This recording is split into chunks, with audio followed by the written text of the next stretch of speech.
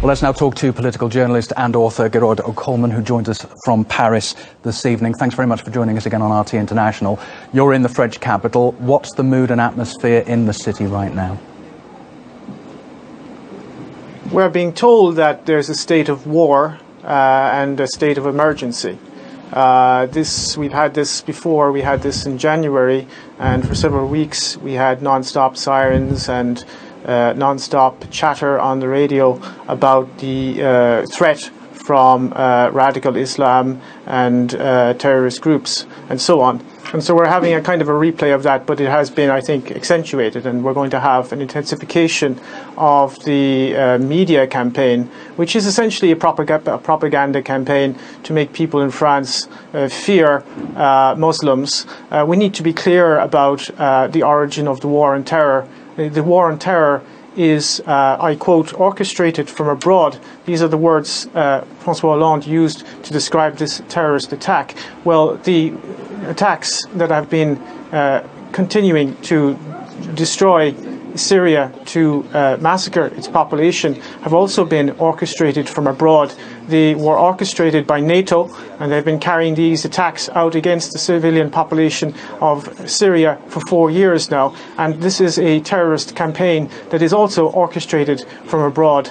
And people in Europe need to understand that there is a war that is becoming global, that is being waged against civilian populations in particular. It is a form of neo-imperialism and neo-colonialism which aims to divide and conquer European and Middle Eastern and African and the world's population, for that matter, and to make them submit to a global order that does not serve the interests of most of the people on this planet, but that does serve the interests of a very few ruling elite, a very small, tiny, and particularly tyrannical ruling elite. There is no war on terror. There is a war that is being waged using proxy groups, terrorist proxy groups, and they are being used against nation states who are resisting US and Israeli hegemony, and they are also being used as a means of disciplining the workforces in Europe.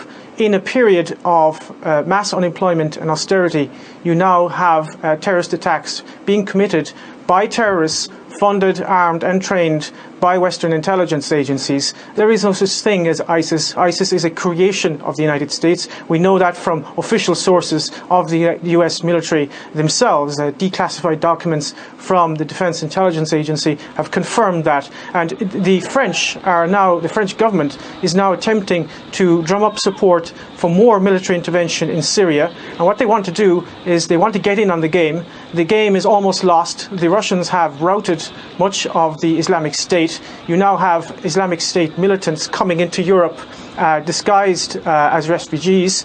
That will destabilize Central Europe, and the French government wants to get in on the game in Syria and prop up those so-called moderate rebels. There are no moderate rebels, of course, in Syria. There are Al-Qaeda and ISIS militants, terrorists who have been beheading people, eviscerating people, absolutely creating chaos and genocide right across the region, and this does not serve the Syrian people or anyone other than the Western corporate elites and their geopolitical interests. What do you expect France to do now in the light not only of Friday's terrorism, but 10 months on from Charlie Hebdo? It's not going to ease up on what it's doing, is it? No. Much depends on how the French public will react. If they will. We are being bombarded now with a media propaganda campaign. There's this non-stop talk where we're told not to go out in the street. We're supposed to be fearful and keep quiet and so on. I think there is going to be a campaign against dissidents in France. They're very worried about the new media that has emerged in recent years, and they are very worried about the alternative media. So I think there you will see, we saw this actually after the attacks in January, you will see a conflation of terrorism and dissidence. So one of the tools which the mass media uses to discredit any kind of rational questioning of the established order, and particularly the war on terrorism, is to deride those who would question the war on terrorism as conspiracy theorists. And I think you're going to see a crackdown on so-called conspiracy theorists and websites that actually publish rational and honest analysis of what is happening. So you're going to see more of that type of intellectual terrorism, which is already at boiling point in France. I mean, it's got to the point now where you have professors in universities who are being intimidated. You have school teachers who are basically being fired for even suggesting that there may be a link between French imperialism and terrorism. There was one case recently, for example, of a school teacher who almost lost his job when he suggested there might be a link between French foreign policy and terrorism. So we are going through a period of deep intellectual terrorism.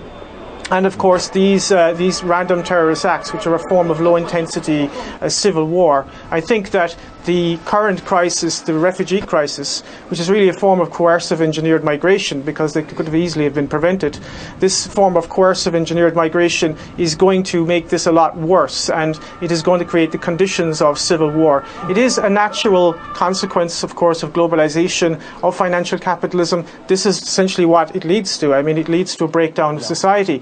And the only way in which they can kind of keep everybody down is by a policy of divide and conquer. So you're going to see a situation where you've got a very much a Wahhabized working class in France. They're being Wahhabized by the allies of the French political elite, the Saudis and the Qataris. They're building Wahhabite mosques all over the place. And that is going to Wahhabize the youth, and they're going to be then used as pawns, if you like, in much bigger geopolitical wars, proxy wars against Russia, proxy wars against Iran in the Middle East, and so on.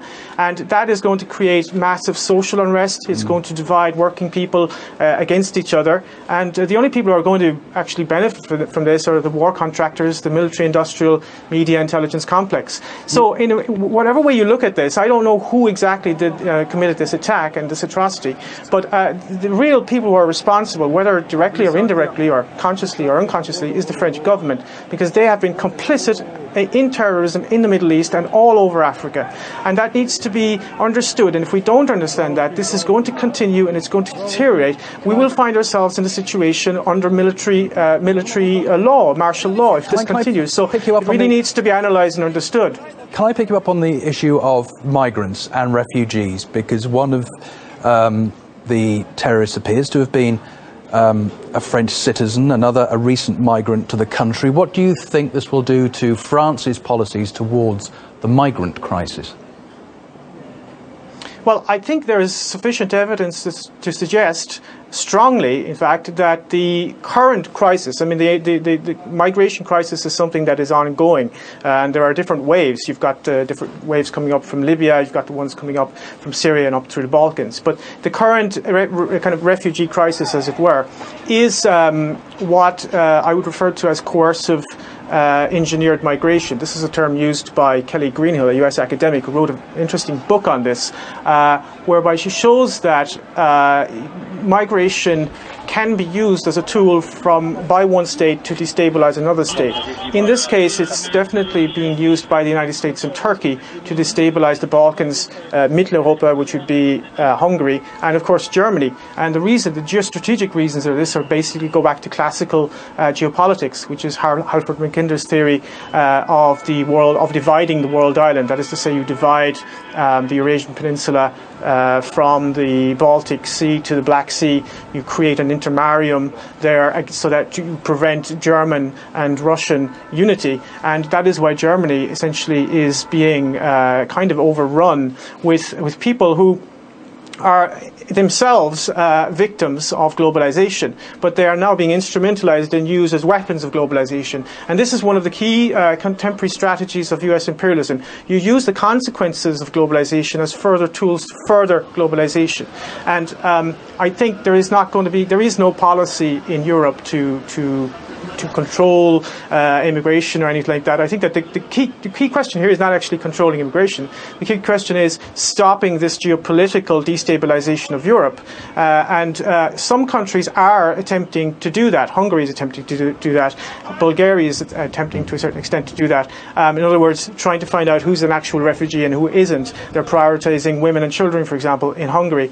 That's a rational approach. But of course, Viktor Orban of Hungary is being demonized by the European Union for his insistence on implementing the laws of the European Union and of the Hungarian nation state. Here, you're in a situation where the French government is totally subordinate to US dictates. This is a country that has been completely taken over by US imperialism, just as Germany. And France doesn't really have a foreign policy. It does whatever Washington tells it to do. OK, it's always good to get your thoughts on this. Gearóid Ó Cuilleadh, thanks very much for joining us from Paris this Saturday evening.